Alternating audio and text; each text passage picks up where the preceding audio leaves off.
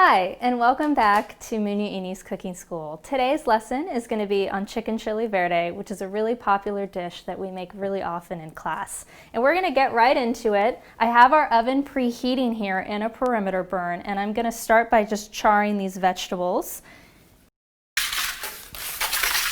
This is a really good chance for you to utilize the startup time to start prepping your vegetables. We use the perimeter burn. You can picture it like a giant wood-fired broiler. You have a really high flame that gets you really nice, quick char on food such as chicken chili verde prep, which we're doing today. You could do roasted corn, roasted peppers, we char eggplant. So don't forget to use that startup time to start doing prep. And while that's charring in the oven, I'm just going to show you how we prepped those vegetables. So I have just a sheet tray here, and our main ingredients for the chili verde are going to be tomatillos. We've got some jalapenos here, garlic, these are poblano peppers, some sweet onion here, and then we'll be using cilantro later on. The ingredients that are going to go right on the tray are just our vegetables that are going to be charred first. So a tomatillo is going to have this husk when you first get it. So you're just going to want to peel that off, and it comes off really easily. And I have these ones washed already. So on your cutting board, you're not looking for any specific size. You kind of want them to be a similar size to each other, but they're all ultimately going to be put into the food processor, and you won't be able to see the knife skills jobs. So we're just cutting these in half. If you have really small ones, they don't need to be cut. Sometimes you can leave them whole. Really big ones, maybe cut into fourths. One of the reasons I really like this sauce is because you can pair it with different meats. We're using chicken today, but you can also do it with pork. We were also discussing doing it with some wild boar, which would be delicious. And once you have your tomatillos prepped, we're just going to take our poblano peppers now, cut those right in half, and then just de-seed them. You could just pull that right out. And these seeds don't offer a lot of heat anyway, so we're just going to pull that out. What we're looking for is just the skin here, or the flesh in the skin. And you can cut those just into similar size as the tomatillos. Again, they don't need to look perfect. Now, once we're ready to move into our peppers, this is a jalapeno. The seeds are actually where a lot of that heat comes from. So this is going to be where you're going to make your choice to either remove those seeds, maybe partially leave some of them in, or I'm kind of a wimp, so I usually take some out. But this pulp and these seeds here do contribute a lot of heat to the dish. So just keep that in mind. You can obviously also add more jalapenos, or you can do serrano peppers if you want. But keep in mind that will be how you control how hot this dish is. And then finally, we just have some sweet onion here. And that has just been diced up. So we've got everything on our sheet tray. I'm going to put this garlic on there. Before this goes into the oven, we are going to drizzle it with just a little bit of olive oil.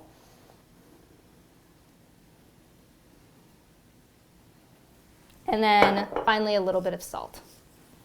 And go ahead and just toss that around just so everything gets evenly coated.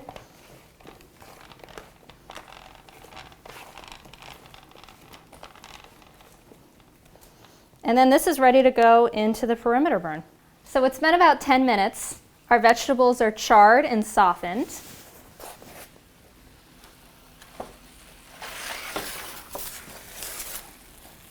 So take a look at how beautiful those are. They've got really nice color. They've softened up quite a bit. We're going to let these cool, and then ultimately we'll put them into the food processor and add the cilantro and finish our sauce. So our vegetables are cooled, and now we're ready to assemble our sauce. So you're going to need a food processor or a blender. The food processor is what we normally like to use, so try and use that if you have it. But this is just going to all go right in.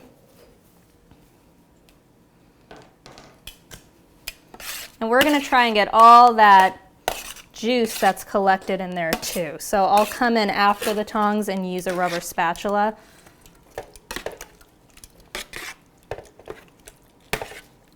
And it smells really good at this point, but once we add the cilantro, it'll smell even better. It'll brighten it up a little bit and add some citrusy notes.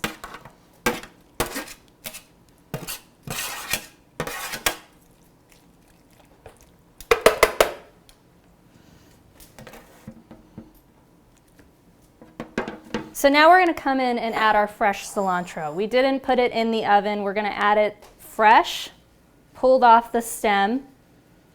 I'm going to add about half of this. And this may look like a lot of cilantro, but again, it's going to brighten this up a lot. Cilantro has a really good, bright, green, grassy, citrusy flavor that's going to do a lot for this dish.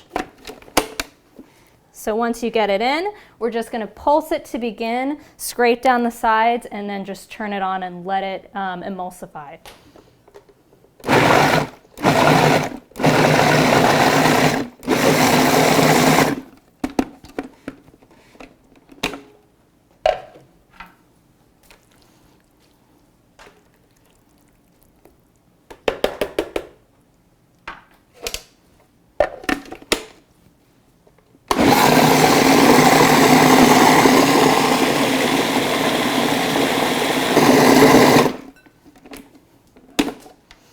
All right, so now we've got this beautiful green Chile Verde. I'm just going to transfer this to a bowl.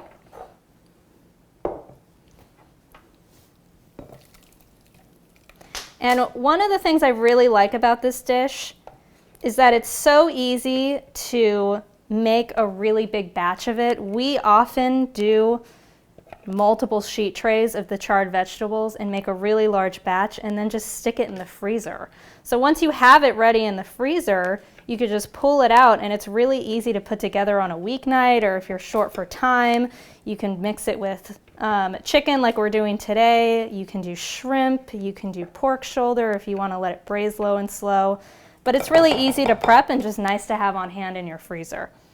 So now we are ready to move on to our chicken. So our Chile Verde is prepped and ready on the side, and now it's time to start our chicken. So I just have some chicken thighs here that I've seasoned with some salt and pepper and then just floured with just a light dusting of flour. And I have a roasting pan in the oven.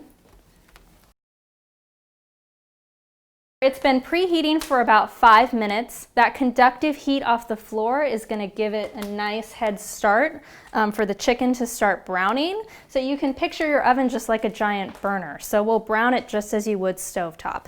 So first thing I'm going to need in my preheated pan is some olive oil.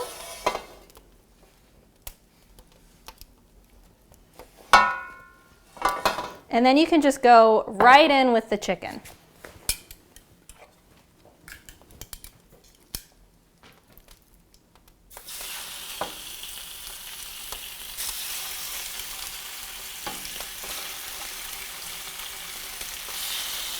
And that's what you want to hear, is that nice sizzle.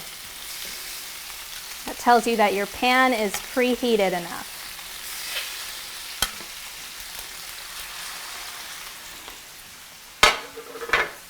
All right, so this goes back into the oven. And keep an eye on it. Make sure that, halfway through you might have to rotate the pan so that each side of the pan gets even exposure to the fire too.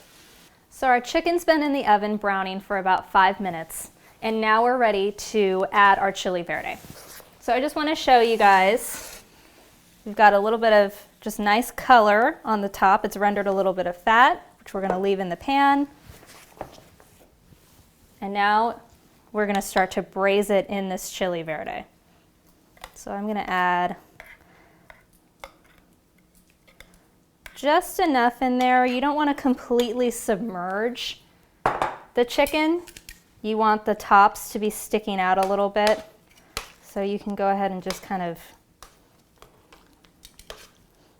move them around.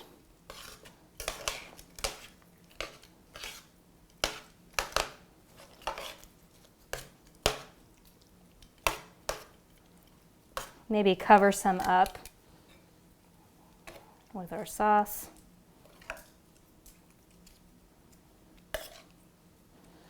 And then this is going to cook just like any other braise now. So we're going to stick this in the oven so that it can come up to temperature. It'll just give you a nice little head start. So leave it uncovered in the oven until you start to see a little bit of bubbling from the Chile Verde.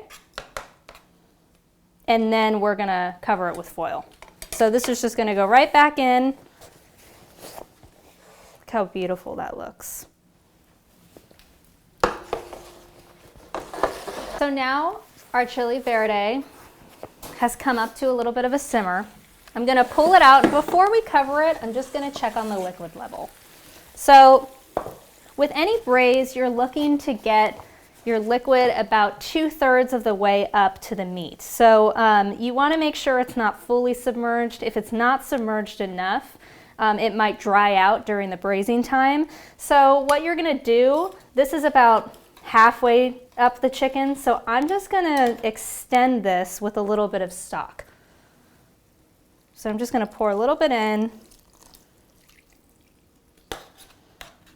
What happens if the liquid is fully submerging your meat is that it boils. So when you cover it, the point of braising is that steam kind of traps inside the pan and makes the meat nice and tender and cooks it really low and slow. If it's covered, it's just going to boil in there and it can toughen the meat a lot. So you want it about 2/3 of the way up, just like this. I'll show you.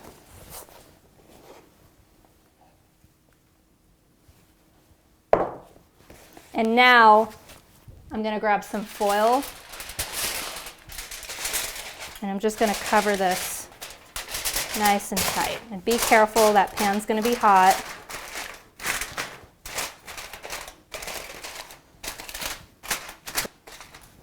And now it's ready to go into the oven. So you're looking to cook this until the meat is fork tender. And when we say fork tender, I'm going to show you once it's done. You're going to stick a fork into it and twist it. If it easily shreds, that's your visual cue that your meat is done. For chicken, it's going to range between about 40-45 minutes, depending on the size of the chicken that you're using. But make sure that you're always keeping the flame up. You want to always make sure you're adding wood. You don't want your fire to die out. And then during that time, you may want to just halfway through rotate the pan. Again, even exposure to the fire during the cooking process is going to help it cook a lot more evenly.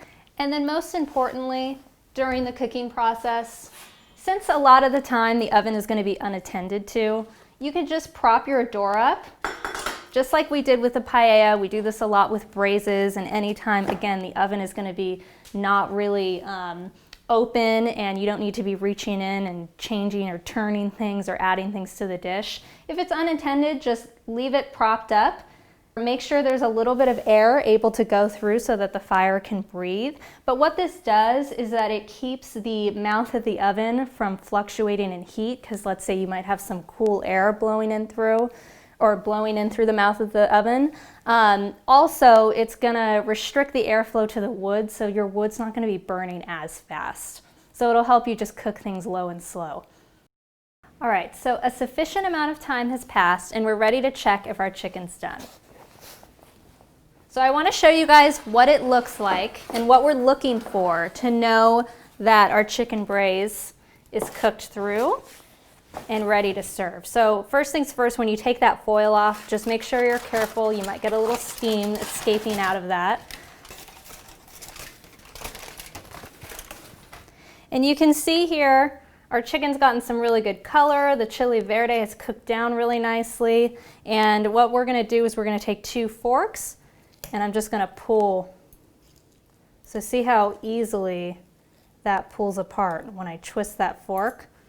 That's how you know it's done. It's nice and tender all the way through.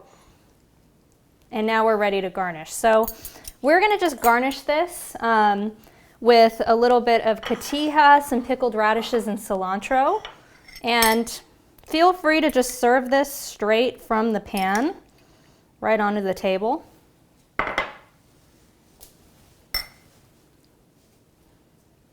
These are pickled radishes, like I said, so we just slice these thin and pickle them in a little bit of white wine vinegar. You can also use lime juice if you wanted to, and a little bit of salt. And then we have some cotija cheese here.